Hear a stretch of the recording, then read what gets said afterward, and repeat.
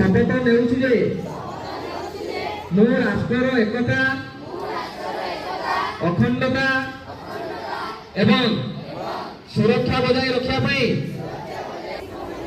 ଏହି ବାର୍ତ୍ତା ପ୍ରସାର କରିବାକୁ ସର୍ବୋତ୍ତମ ପ୍ରୟାସ କରିବି। ମୁଁ ଏହି ଶପଥ ସର୍ଦ୍ଦାର ବଲ୍ଲଭଭାଇ ପଟେଲଙ୍କ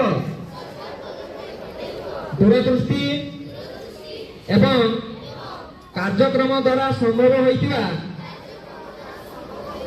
ମୋ ଦେଶର ଏକୀକରଣ ଭାବନା ସହିତ ନେଉଛି। ମୁଁ ମୋ ଦେଶର ଆଭ୍ୟନ୍ତରୀଣ ସୁରକ୍ଷା ନିଶ୍ଚିତ କରିବା ପାଇଁ ମୋର ନିଜସ୍ୱ ଅବଦାନ ଦେବାକୁ ମଧ୍ୟ ଦୃଢ଼ ସଂକଳ୍ପ ନେଉଛି।